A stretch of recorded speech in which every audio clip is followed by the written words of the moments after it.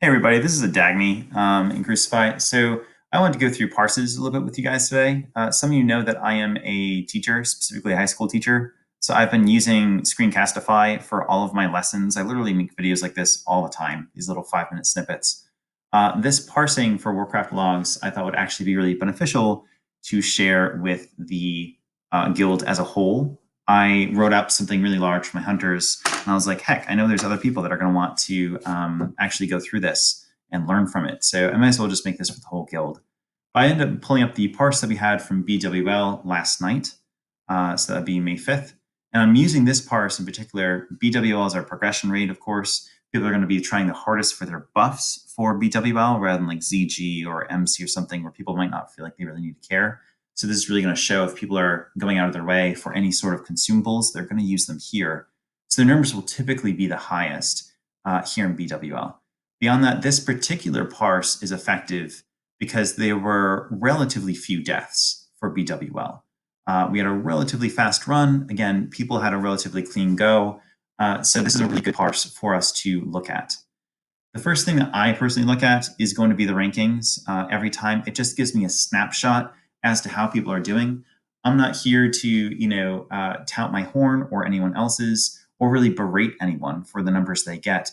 But I want to give you a perspective of how I go on to analyze these parses and then how I go into the details to step up my game and then push the hunters to, of course, step up their game. So when I go in to look at the parses, the first thing that we end up getting is, in general, how are you doing in relation to those of your class for any particular fight, right? So fortunately, I'm doing well with my class this year.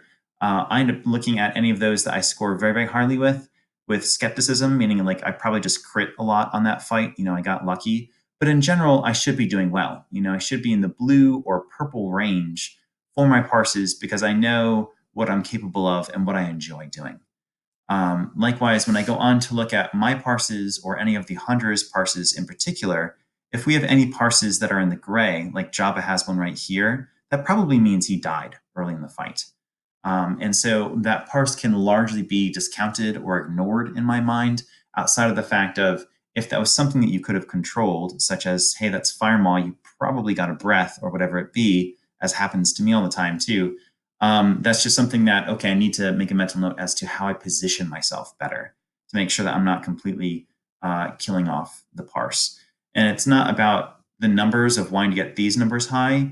It's all about, I want to make sure that I am doing my job, my share of the burden, as it were, for the guild in all of these fights. I want to make sure that we are going at a decent speed because I know that if I or any other DPS dies, especially in a fight like Fire Maw, it just drags it all out. And we're all that much more likely to wipe because the fight is causing a drain on the healer's mana.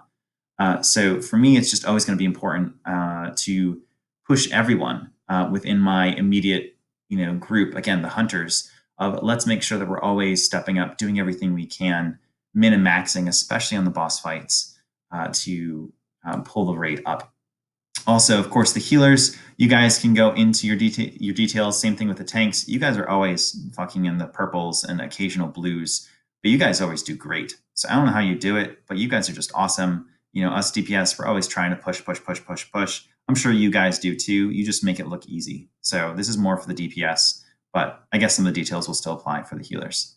So after, again, I'll briefly look at the rankings, looking at just this one night, I can see for Seijo and Adeline, there are a few greens, and those are going to make me question, what happened? Is there a chance that for Vale, for example, did someone die at the 50th second, so they were doing fine, and then there's 20 seconds where they just laid on the ground?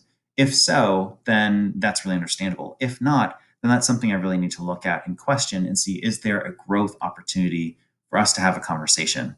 Unfortunately, I'm able to talk about Seijo and Adeline because both of them have been phenomenal and open as to how they can grow and what can go on, how we step forward. So again, I would just look at the rankings as a brief thing, look at those numbers, what were kind of the extremes, and then I'm going to whittle into the details as to what's going on from there. I'm next going to go into specific fights and aspects of how I take the rankings forward.